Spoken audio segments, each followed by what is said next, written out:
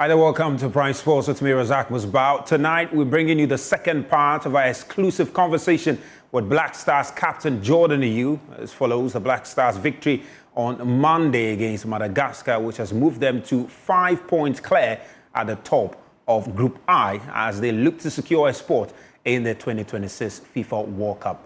Now, the captain has been speaking about some of the challenges he went through growing up as a young footballer and some of the players that have inspired him in his journey to becoming a professional footballer. He's been speaking to my colleague, Daniel Cranty. Please enjoy.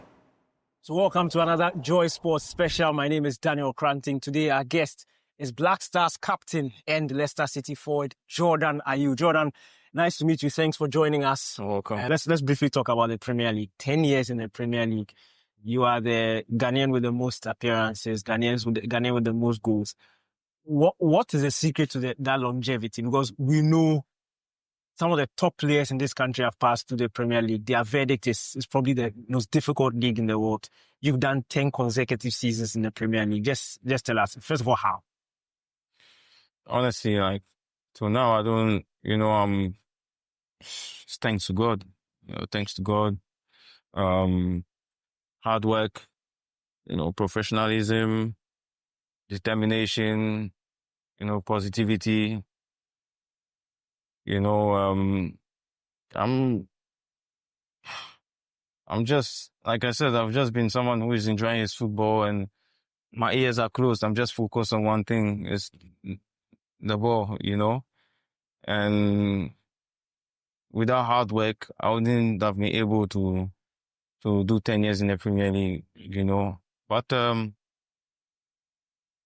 it's not an easy league. Of course, it's not an easy league. It's a very difficult league, but I managed. It's not easy for me. There's ups and downs, but I'm still challenging myself up for the challenge, and obviously, the support of my family as well, maybe when my brother was in the Premier League as well, helped me a lot as well, So, to be fair, I've been quite lucky. I've been quite lucky because I had the players who were in the Premier League that gave me good advice, guided me, So, I've been lucky, but I can only thank God for this longevity. It's not yet finished, but I hope there's more to come.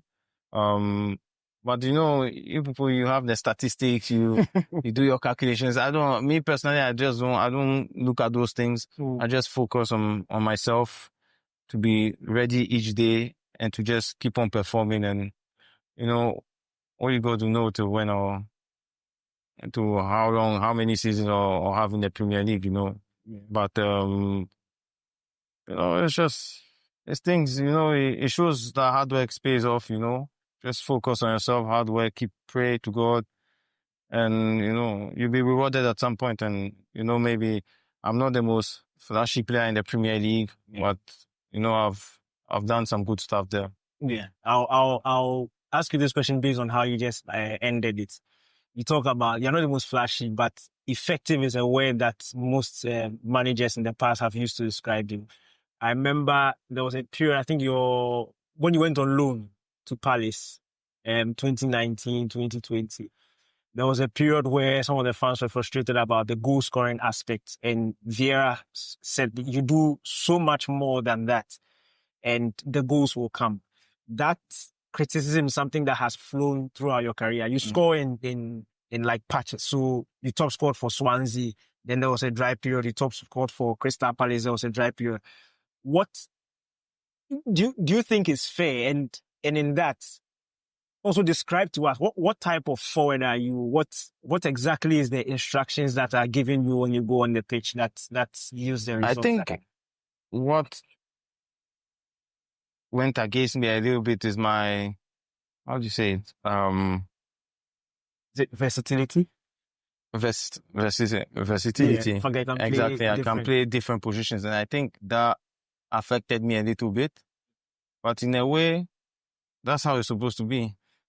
That's my career. That's my story. Yeah. And so be it. I'm proud. I'm happy. Yes, I could have done better in some past seasons, but God knows why, but I'm still,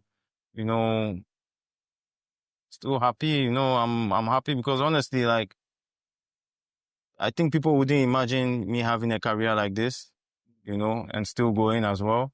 So me keep on working and keep on doing my stuff, the versatility is something that I think that affected me a little bit because, like, for instance, at some point in Ghana, I played maybe for 2-3 years, I was on the wing. Yeah. Do you understand? And after some time, then up front, I started up front, then in the wing, then up front, So it's something, but I don't have a problem with it. I just want to be on the pitch. I just want to enjoy myself and play football, So even, for instance, Vieira, we spoke, he's a very good manager. We have really had a good relationship, and he just told me that, he needs me at this position, gave me the reasons why, and I said, okay, cool. You are the boss. You think this what is good for your squad and your team.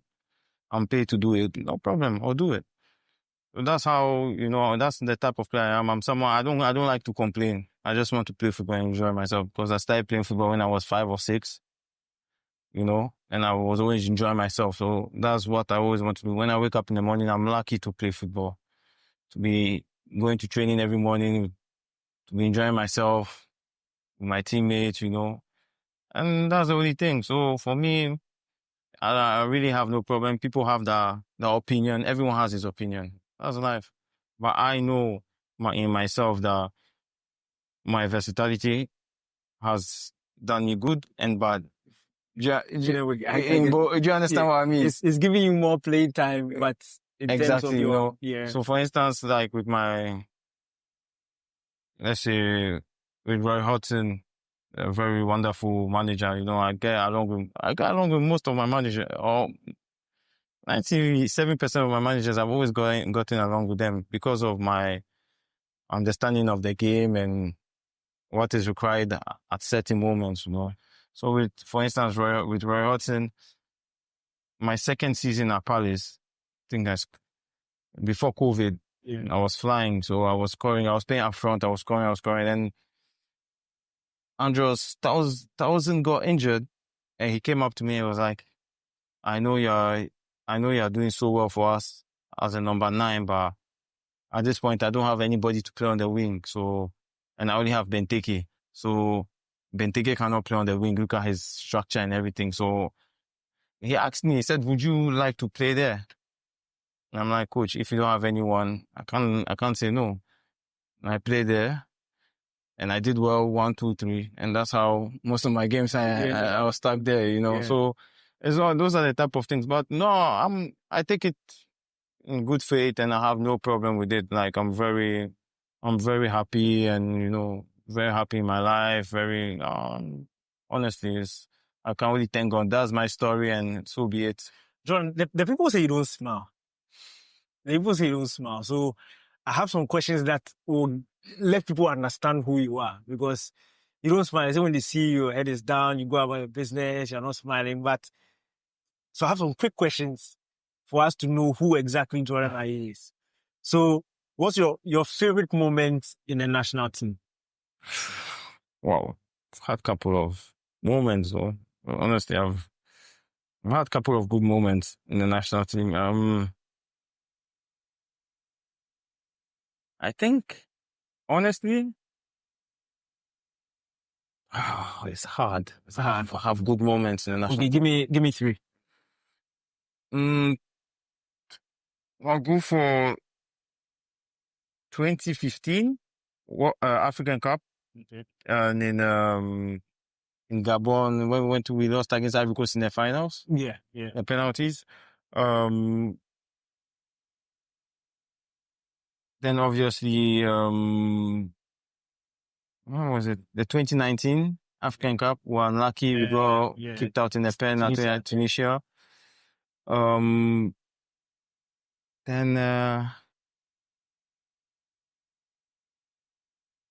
when I scored, just recently when I scored the hat-trick, Central Africa. I was screaming in this. Yeah. Those are the kind of, but I've had like other ones I can say, hat-trick against South Korea, in 2014. So Quite a number. no, there's quite few. It's been, people will not see it like that because obviously I've been criticized and all those things for years and maybe even till today. But at the end of the day, I'm still here. So I hear. Are you like social media savvy? No, I'm not into social media that much. But I have family, I have friends. So they tell you that today this was somebody was saying. They speak, they say, and I take it in good faith. Because at the end of the day, it don't change nothing really it doesn't change much for me. Yeah. The only thing it changes is maybe it will change maybe my mood. Yeah. But that was when maybe I was younger, when I was maybe 22, 23. Yeah. But now at my age, I can only thank God and enjoy and move on, Let's talk about your club career. Give me like top 3 favorite moments in your club. Honestly, it's, the day, one, obviously, I scored against West Ham Boxing Day. The 360 Yeah, chip, yeah. That one. I'm going to call, I'll just call Palace. Because at Palace, I really enjoyed myself there. Yeah. And I really, really, that's the place that I felt really at home.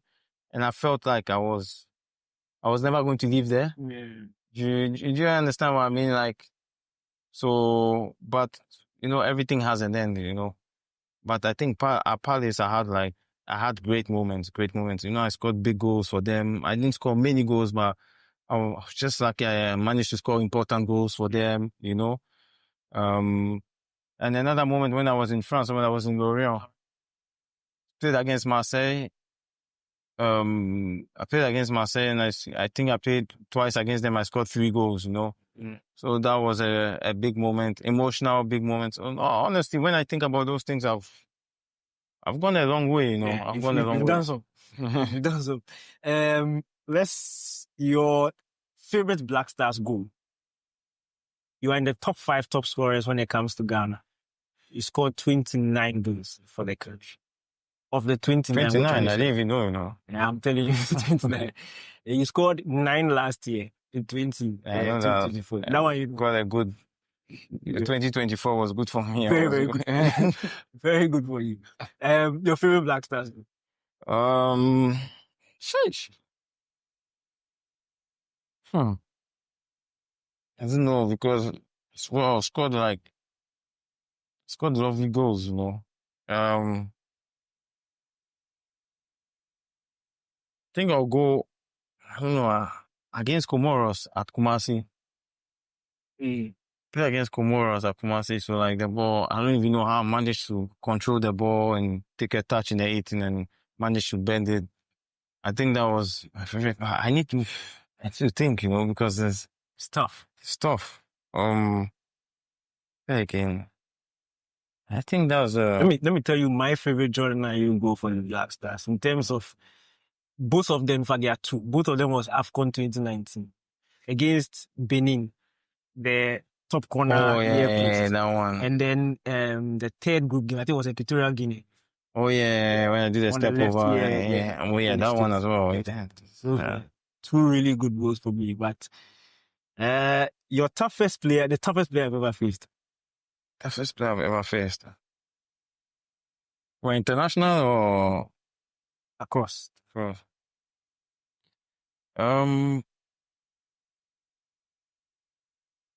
think Thiago Silva, Thiago Silva. Yeah. That was Palace. Yeah, when it was at Paris and Chelsea. Yeah. So smart, so difficult to play against. He really, really he thinks ahead. He anticipates so well. He's never close to you. He gives you always a yard, and he's sharp, and it was difficult. People, to be fair, people say Van Dijk, but I feel against Van Dijk some few times, and of course don't get me wrong, he's a big defender and everything, but I just feel like Thiago Silva has an edge. You know, Thiago Silva has an edge. So for me, that was Thiago Silva. Thiago Silva. Okay. The best player you played with in the Black Stars? Oof. Minus Dede. I'll make this one easy for you. Put Dede aside. So aside your brother, your best player, you know. It's Ghana, we've had so many players, man. Best player? I don't know, because there's few, you know, that I really like. They really caught my eye, you know. One, he's no more here with us. So rest in peace. Him. Funny enough, I love playing with Asamoah. You assisted him quite a lot. Yeah, you know, but I love playing with him because he made things so easy, you know, for me, you know, and gives me so much time, like space, because he was attracting the defenders. And he could combine as well. He was good technically. He was a very good finisher. You know, obviously, then you had Wakaso as well in midfield. You had Montari as well. I didn't play long with him, but the few times I played with him, like, for a striker, it's a dream. You know, like, I say Montari and Wakaso, but Wakaso was a bit similar to Montari, you know, like the diagonal balls, the balls in behind, you know. It's tough. It's tough. But to be honest, like, I'll go for Ayew, because he deserves it. He deserves a lot of credit and plaudits for what he has done in his career, and like for what he has done for the national team. Don't get me wrong, you have Asamoah, you have Dede. You know, honestly, playing in that generation, you know, that group of people was just unbelievable. You know, it was top. But I'll give it to Christian, because obviously he deserved credit, and people don't talk much about him, but he was a really, really top player. Maybe in Europe, he wasn't performing how people expected to perform, but like I said, in the national team, when he came to the national team, it was a different breed, and I really enjoyed playing with him. To be fair, him, Asamoah, Dede, and you had Wakaso and Akwa in midfield. You had Jonathan Mensah, John Boy behind. You had Harrison Affo. Harrison Affo was a top player as well. Honestly, like, that generation, that group of players, 2015, honestly, like, it was so enjoyable to play with them. You clearly enjoyed it. No, it was really enjoyable to play with them. This one's also a tough one. The best manager you've worked under? Best manager? Roy Hodgson. Straight. Yeah, Roy Hodgson. That was a straight answer. Okay. Because, I'll tell you why. Because he just understood me. He understood me. He knew what I needed at any time. He was like a father figure to me. He was like a grandfather. Not only football, even about life, you know, advice. It was, you know, he gave me a really, really good view of who I am as a player, and what I could do, and where my strength was and everything. So I always go for Royalton, because he's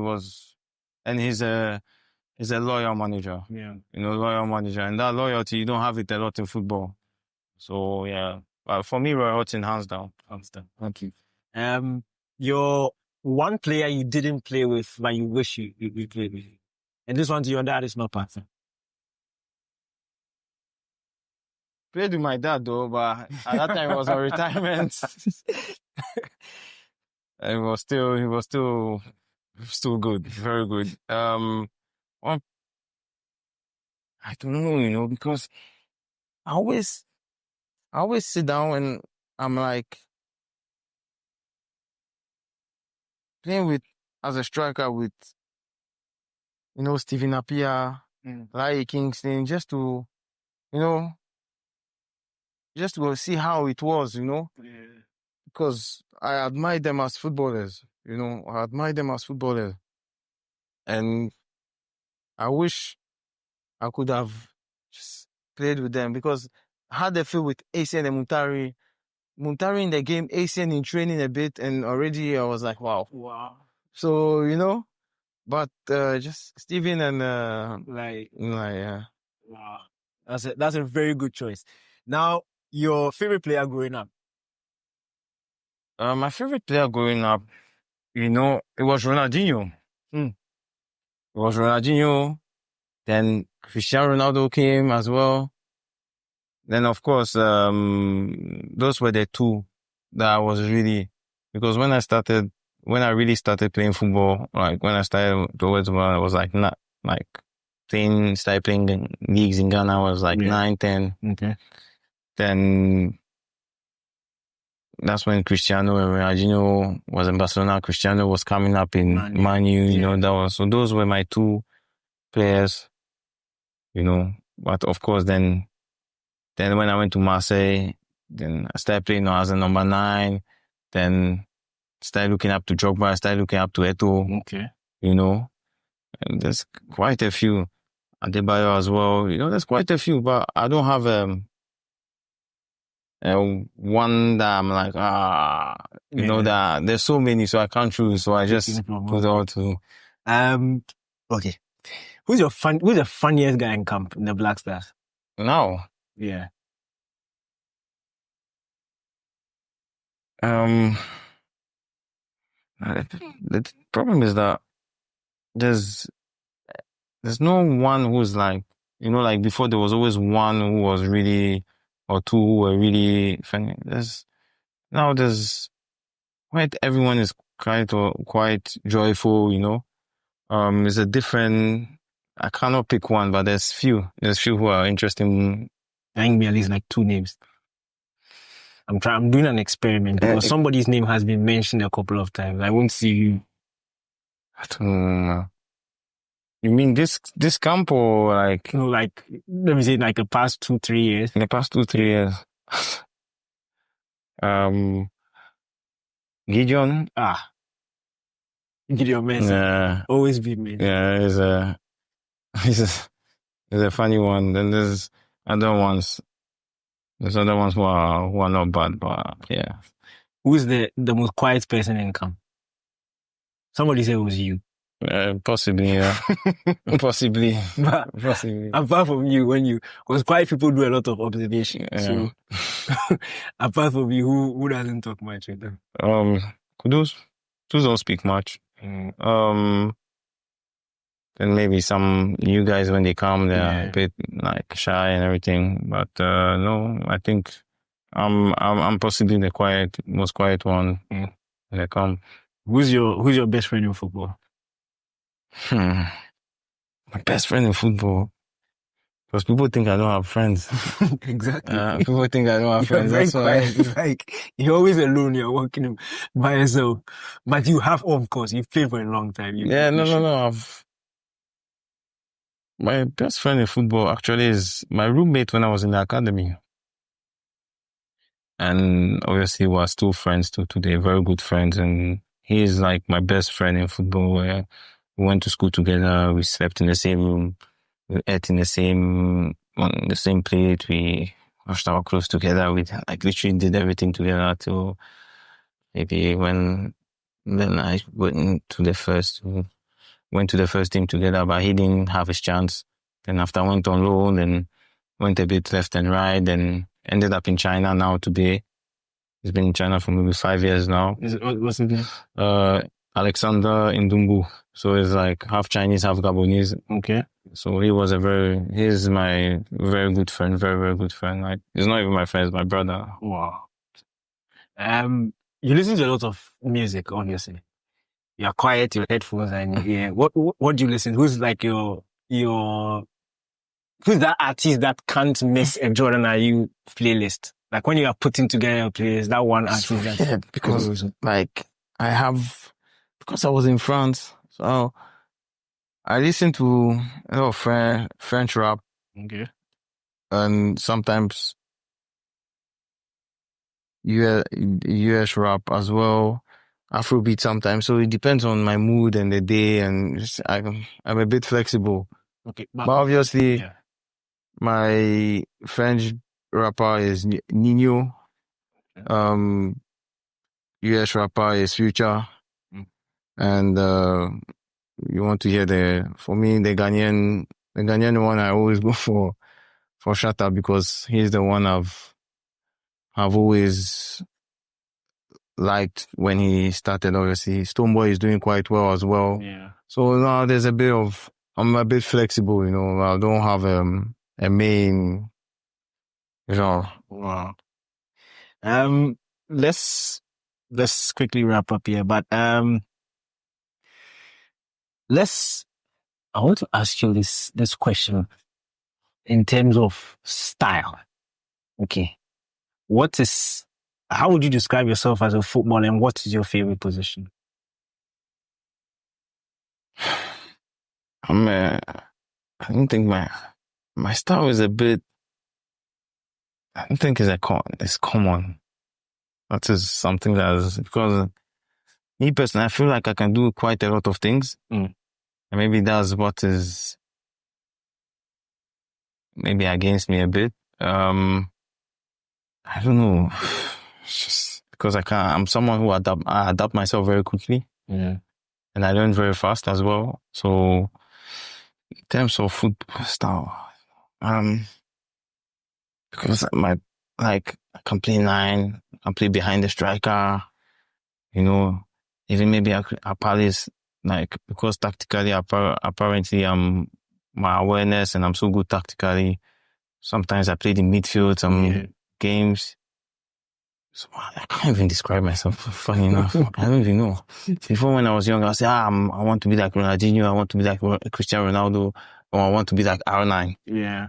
But now I can't even describe myself, because sometimes when I play, I can be ordinary. When I play, I can be very skillful. When I play, so I can't even describe myself. You do. Interesting. Jordan, it's been a pleasure. Thank you so much for doing this with us, and all the best during your time as Black Stars captain. Hopefully, Jordan will be the one to lift that elusive trophy that we've been waiting for. Hopefully, it will happen. Thanks again. Thank you, Jordan. Thank you, man. It's been a pleasure. So that was Black Stars captain and Leicester City forward Jordan Ayew.